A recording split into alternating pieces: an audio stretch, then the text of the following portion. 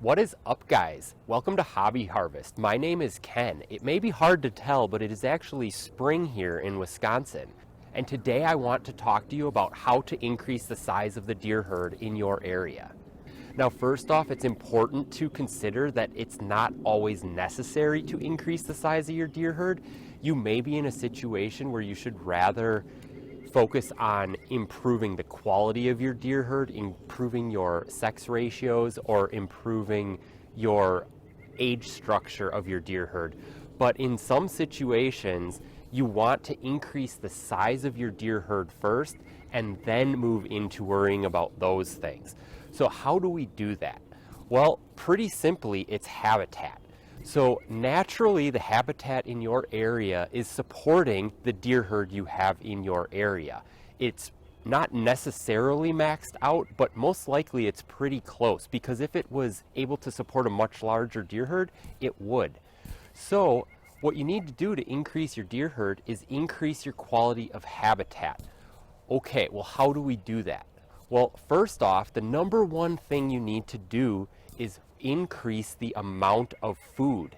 Now, you don't need to worry about increasing food year round. During the summer, every single stick out here will have a leaf on it that deer can eat. So you don't need to worry about summer food. What you need to worry about is fall, winter, and spring food. The more food you can provide your herd through those harsh winter months, the more deer you will have in your area, because if you take humans out of the equation, the number one way a deer dies naturally is predation and exposure. Now, having a full belly throughout the winter severely increases their odds of surviving the winter and not dying of exposure. Now, we can talk about how to reduce predation a little bit later in this video, but we'll stick with how are you going to increase that food, those food sources. Well, of course, that's to put in food plots, but also to put in woody browse. So right next to me here is a bunch of mature red osier dogwood, and there's some box elder in here as well.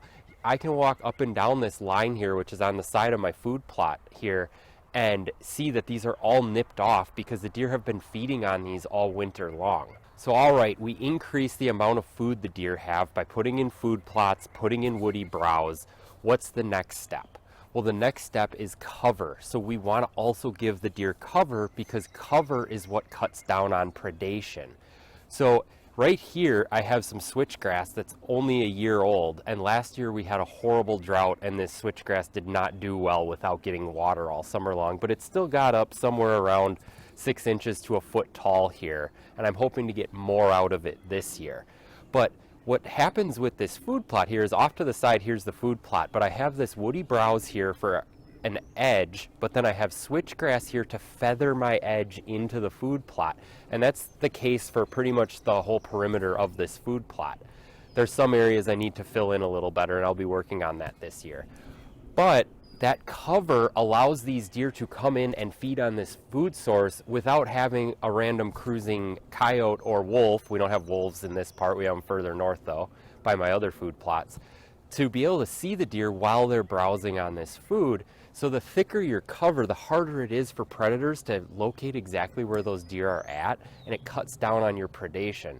So this is why deer tend to stick away from wide open areas, because they know that the predators, humans included, can see them really far away, and so deer will always stick in the thickest parts of the woods. So if you're working on habitat improvements on your land, increase the thick parts of your land, or make it so more parts of your land are thick.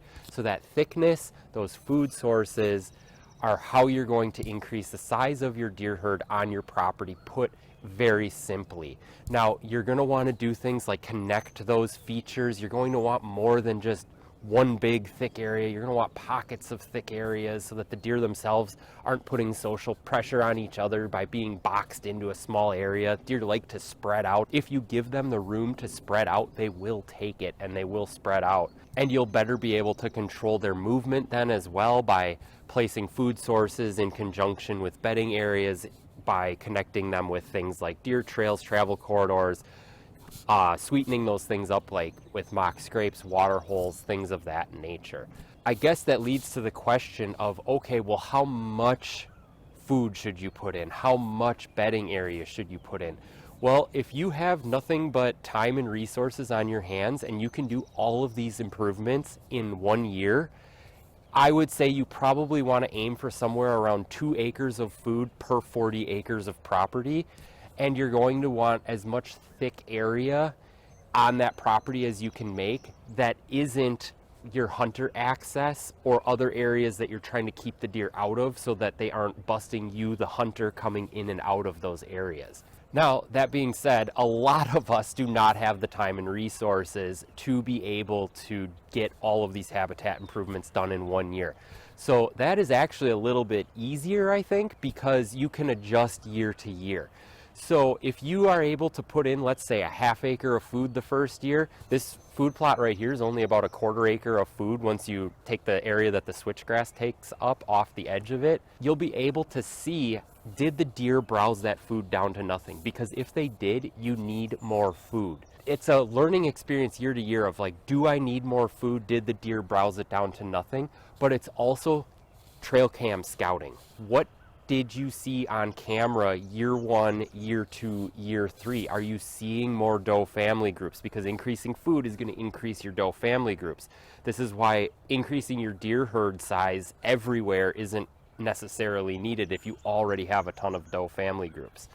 But are you seeing more deer on camera? Are you seeing more doe family groups? Are you seeing more bucks of all age structure on your property as you continually improve the property?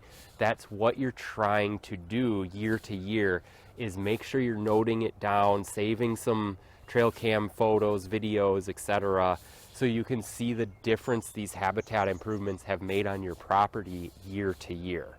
If you guys feel like you're getting some value out of this video, go ahead and hit that subscribe button so you don't miss out on more videos like this one. So you're definitely going to want to increase the stem count on your property, and this helps for a lot of reasons, not just reducing predation. It also helps with keeping fawns alive in the spring or early summer because the does are able to better hide them. It helps with packing more deer into a tighter area. Deer do not like to be pressured too much by each other, so the thicker the cover, the more deer you will fit into a tighter area. And having that increase in cover, increase in food, increases the quality of habitat on your property and in your area, so that habitat can now support a higher number of deer in the area. And the other thing it does too is this increases the habitat for all wildlife, not just deer. Deer are the pickiest of the creatures in the area for what they require for quality habitat, because they're so large, they eat so much, they take up so much room, as compared to like small game, upland game birds, things of that nature.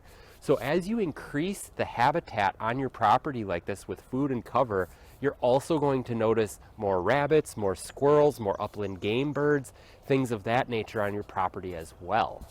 All right, guys, I hope you found this video informative.